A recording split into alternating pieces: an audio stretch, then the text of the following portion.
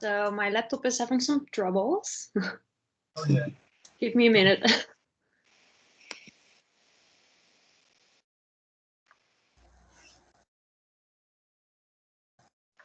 In the meantime, it's very good to say that there's a link in the tri-site that we have placed for us to make a logo for the project. Now that we've really come to this point, you might want to add something about drawing something, design, to say something about this eTwinning project. Where can we find this, Frans? The link is in tri-sider, the first entry.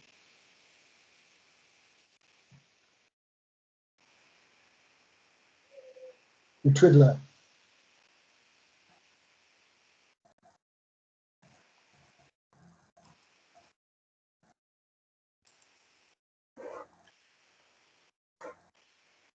Okay, I think I'm ready. If that's okay. Okay. Yeah. Go for it. Do you see my screen now? Yeah. Okay, great.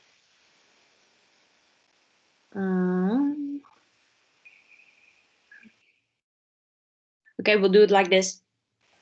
Jesse, you want to start? Yes, just a second. Yeah, so this is our global citizenship activity. We will be talking about sustainable development goals. If you can go to the next one, please.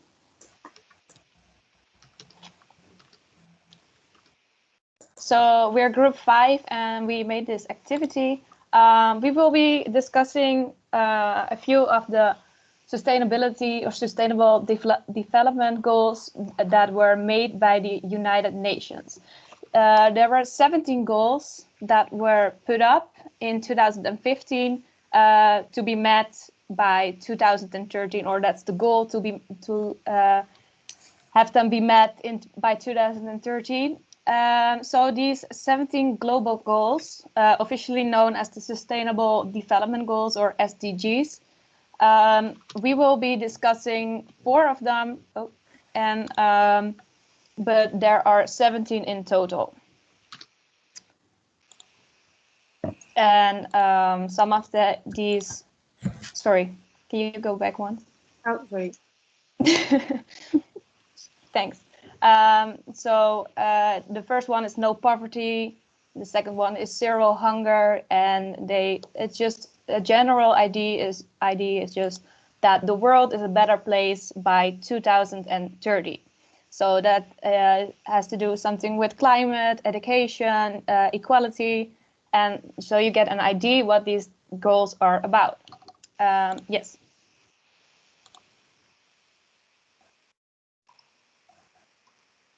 Next one, please. I'm at the next one. Oh, okay, yes. So how is this global citizenship being taught, this activity? Well, or in our country, sorry. Global citizenship is not a real primary school subject in Italy. They try to teach it through other subjects like Italian, geography, etc., and have some of these activities come out through that subject. So also in the Netherlands, that's somewhat the same. It's not a real primary school subject in the Netherlands. They also teach this through other subjects. But in some high schools, you will get the subject burgerschap that they talk about politics, future choices, etc. So you get somewhat of an idea what it means to be a global citizen. Yes. So the goals of this activity are shown on the right.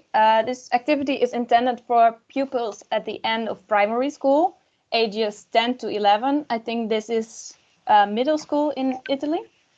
And at the end of the activity, the pupils have achieved the following goals. It's a lot of text. And so during this lesson, the pupils will learn how to develop their own opinion, how to explain and be able to think why they are agreeing or disagreeing with a statement. And they learn to work together as a group and improve their social skills by doing this. They learn to make an overview on a poster as a group. And at the end of this lesson, pupils can tell in their own words what poverty is, what good health and well-being is, the needs that are good for quality education, gender, what clean energy is, what inequality is, climate change, and justice. They are able to talk about these concepts that are somewhat difficult. So that are the language goals. Yes. Great. Give me 1 second, because I got messages and I don't want the whole class to see it. So Multitasking. okay, the lesson materials that are needed when we are doing our activity are the following. For the warming up, we need a tape for the ground, red paper, green paper, and the different statements. We are talking about the different statements in a few moments. For the action part or the core part of our lesson, we need poster cardboard for each group of children. So I think we need like 6 or 7 poster cardboards, markers, pens, and coloring pencils, scissors and glue, a printer used for printing images, a laptop or device per group. And for the evaluation part, we need an empty classroom and tape to hang up the posters. Our warming up for our activity is an agree/disagree activity. So the student will get different statements and they can agree or disagree with these statements. The classroom will be divided in 2 parts, an agree part and a disagree part. The green paper will say that it's an agree part and the disagree is red. So the pupils will go to the part of the classroom that represents their opinions about the statement, and a few pupils will be asked to explain their opinions in class if they want to. A few examples of the statements are more houses and flats should be built in your town/village. Public transport should be provided for free. Only healthy food should be sold in schools. Teachers should be made to take exams every year. A woman does not need to work. Doctors and nurses should be paid more than footballers. Smoking should be banned in public spaces. So these statements are linked to the goals, or the sustainable development goals. Okay. To introduce the pupils with the goals of sustainable development, we would like divide the pupils in groups of 4 or 6 children, and in each group will be pupils from different nationalities, Italian and Dutch. Each group should pick a goal and watch a video together with a teacher and discuss with each other, how this goal is visible in Netherlands and in Italy, or what improvements the country can make to achieve the goals. After that, the group should make a poster of the discussion, and on the poster they should include the goal, the differences, or the improvements. The speaking and the writing should be in English, and a word chart with difficult words will be given to help the pupils. In the next slide, thank you. We can see some links. These are some video that we found and that explain the concept. We think using these, children can better understand these goals, maybe with the help of Italian or Dutch subtitles and with the help of the imaging that there are. Instead, in next two slides, we can see two examples of the word chart. Julia, we're Yeah. running out of time. Can you say one last thing to finish it off, because we are out of the 10 minutes. Okay. Otherwise, the last group doesn't have a chance. Oh, okay. I'm sorry. Well, for the global citizenship, we taught an activity that involves the creation of a museum through posters that pupils can observe at any time. This activity is intended for pupils at the end for the primary school. And next slide, please. Okay, and at the end of the activity, the pupils have achieved the following goals, like social skills, for example, changing perspective, or personal skills, like feeling part of the world, and methodological skills, for example, building interdisciplinary knowledge. Okay, thank you very much. Thank you. And I'm going to ask. At the end, for the sorry. Excuse me. I'm going to ask Team 1 to set up for their presentation. You can just finish in time. You have until the end. After your session, we're going to close because, well, when the meeting is ended. But so far, great. So while you're setting up, I'd like already to thank you, all the teams that have presented so far. Great work. I'm very much impressed. And keep adding to TriCider. I think it stays open. And can we share the presentations, on the Twin Space so that we can still have a look at them for things that have not been said? Yeah. Does Team 1, are you ready? Yes, almost. You saw it coming. Let's see. Okay, so if it's all right, you can see my screen now. Yeah. Right. Do you see a PowerPoint presentation? Yes. Yeah. All right. Well, we'll be talking about our eTwinning project and global citizenship. You can see the hands with the globe on it, I assume. Right? It's visible. Yeah, we Yes, can see. okay, Yeah. cool. Just to be sure. We were talking about our activity for global citizenship. And as an introduction, we put down a quote as a global citizen is someone who's aware of and understands the wider world and their place in it. They take an active role in their community and work with others to make our planet more peaceful, sustainable, and fair. And we tried to make an activity that fits in this global citizenship. So the first two slides will be about the goals of the activity. And afterwards, Julian will be talking about the activity itself. The activity itself is focused on the political systems of different countries. So in short, every student will see a political system from a different country. And the goals of this activity will be that they will be working together, presenting, explaining political parties to the other groups. And students at the end of the lesson will have a deeper understanding of different countries and their political systems and how to eventually participate in them. The age for the students should be around 12 or 14, so they have a basics knowledge about political parties, but are not really allowed to vote yet. So this is really informative for them about these systems. They will use pens and paper, PC, and in the end of the lesson, and Julian will talk about this, they will use a voting ballot, but Julian will say why. And now I will give the word to Julian to explain what they will be doing. All right.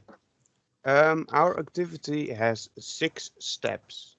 The first step would be just a normal explanation for the class. Every class is of course built out of a lot of students that come from different countries if you're teaching at an international school.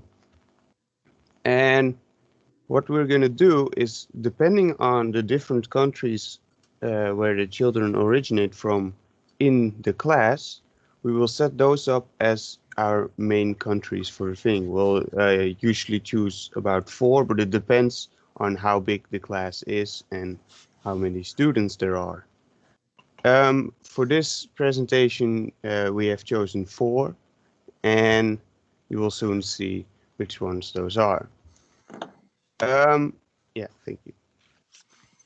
The second step is you divide the class into groups, and you make sure that every group has a student from the country they represent. Based on the country they represent, they are going to do research. How does that political party work? Or how do the political parties in this country work? Then they can choose their own goals, values, norms, beliefs, whatever, and they create their own party. So this is mainly like a brainstorming session, that they do as their group. Can you go to the next one? Yeah. Now, when they're brainstorming, they of course have different ideas, different beliefs and norms and values, but eventually they'll come around and choose one main value. Then they start to make like a product, because what is the eventual goal? They want people to vote on their party, because at the end of the class, at the 6th step, they will have to choose or vote using a voting ballot what party wins. And we have an example for that, but we'll get to there soon. And in this phase, they are creating products to show in the next phase on how to or why people should vote for them, why they have the best ideas for how to protect nature or get the best economy or whatever. Okay, next. Yeah. So in the next one, this is where they are going to present their goals to the class. The most important part about this is, of course, the working together as a group and then presenting it in front of the class. That's always very valuable for students to learn from. They don't explain only how or what they want to achieve, but also how they want to achieve this as a political party, because that makes them think a lot more about the ideas they have and why and that kind of stuff. After this phase, if you can press the button, thank you. The students will have to vote, and they'll use a ballot depending on the amount of countries that participate in the vote. And just like how in real voting sessions, you have to go to the voting station and pretty formally vote and stuff like that. We're going to try to simulate that as closely as possible, because we want to make this experience very realistic for the children.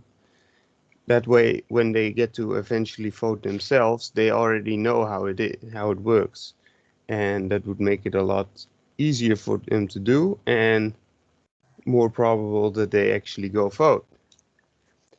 In this phase, they vote on each other. They cannot vote on themselves, which makes it a lot more interesting, of course. Otherwise, everyone's going to vote for themselves. And a voting ballot could look like this. You have in this case, we chose the Netherlands, Italy, Germany, and the United States. And you mark one of the boxes, fill in your name, and usually you don't fill in your name, of course, but for this example we did. And then at the end you have a winner, which is the next. Yeah, and then you have a winner, and the winning party can rule the class forever. No, but yeah, that's our citizenship activity.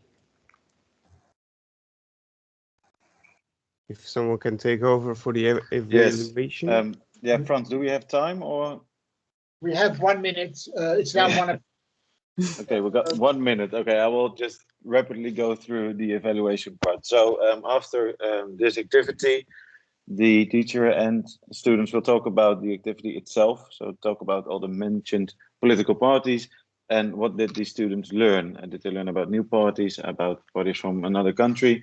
And what did the students think of this activity? Just to recap everything they've learned or everything they did. And that will be their participation in a somewhat global citizenship lesson activity. And that's all basically for our activity. So thank you for listening to us. Thank you very much. Yeah, and it's again